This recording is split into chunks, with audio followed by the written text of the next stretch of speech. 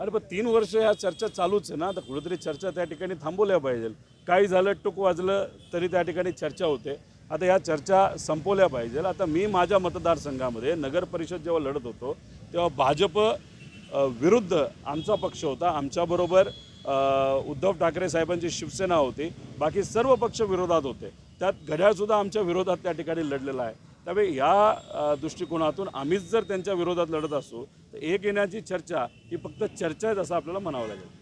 संतोष देशमुखांच्या हत्येला 1 वर्ष पूर्ण आले. आजही देशमुखांना न्याय मिळालेला नाही. या सरकारमध्ये न्याय कोणाला मिळाला आहे? याच्यामध्ये संतोष देशमुखाचा प्रश्न प्रलंबित आहे. सूर्यवंशी यांचा प्रश्न तिथं प्रलंबित आहे. महादेव मुंडे यांचा प्रश्न प्रलंबित आहे. त्याच्याचबरोबर हे सरकार काय करतं, नावापुरतं फक्त SIT निर्माण करतं.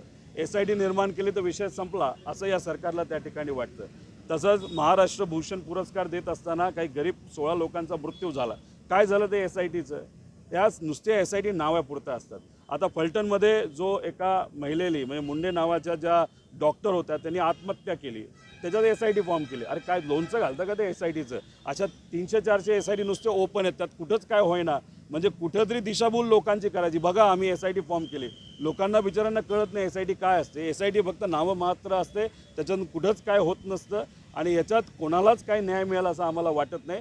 दुर्दैव एवढंच कधीतरी उद्या जाऊन असं वाटू नये की जे नेते याच्यामध्ये बरबटलेले आहेत त्या नेत्यांना परत एकदा मंत्रिपद मिळू नये एवढी फक्त लोकांची इच्छा आहे. आणि त्याच्यात जर काही घोळ झाला तर लोक काही शांत बसतील असं मला वाटत नाही. मुंडवा जमीन प्रकरणामध्ये पार्थ पवारवरती कारवाई होत नाही. शीतल तेजवानीवरती अटकेची कारवाई झाली.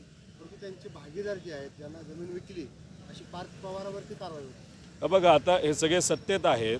जे काय आता तुम्ही SIT फॉर्म केलेली आहे त्याच्यामध्ये तुम्ही चर्चा करा, बोला. जे काय लोकांसमोर तिथं खरं आलं पाहिजे आणि उगाच उशीर न लावता लवकरात लवकर जे काय खरं आहे हे लोकांसमोर पुढे येणं अतिशय महत्त्वाचं आहे.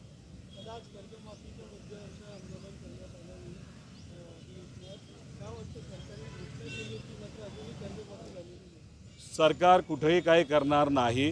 आम्ही शेतकऱ्याला 50,000 रुपये हेक्टरी हे अवकाळी पावसामुळे जे नुकसान झालं त्यासाठी द्या असं सांगितलं होतं. आज जर आपण आकडे काढले शेतकऱ्याला प्रत्येक शेतकऱ्याला हेक्टरी सोडा 6,000 6,500 रुपये तिथं मिळालेले आहेत. त्यावेळेस आमची मागणी अशी होती जे मजूर आहेत जे शेतात काम करतात पण शेती नाही यांना तुम्ही 25,000 रुपये द्या. पण त्यांनासुद्धा सरकारने काही दिलेलं नाही.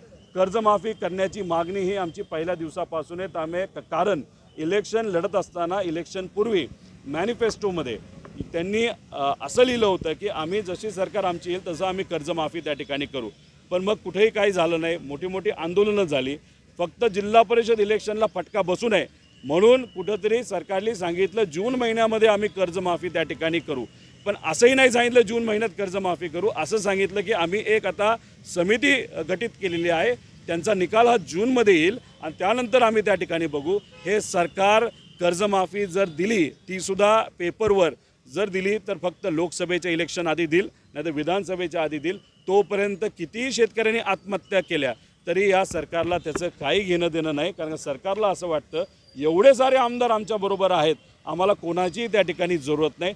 पैसा वाटला की आम्हाला मत मिळतं अशा भूमिकेमध्ये हे सरकार आहे. त्यामुळे हे कर्जमाफी देतील असं आम्हाला तरी आज वाटत नाही. पण आमची जबाबदारी आहे सामान्य लोकांच्या वतीने त्या ठिकाणी लढायची. आमच्यावर कितीही कारवाई झाल्या तरी आज आम्ही या लोकांच्या महाराष्ट्र धर्म टिकवण्यासाठी आणि सामान्य लोकांचा आवाज बनून आम्ही सर्वजण त्या ठिकाणी लढत आहोत आणि लढत राहणार.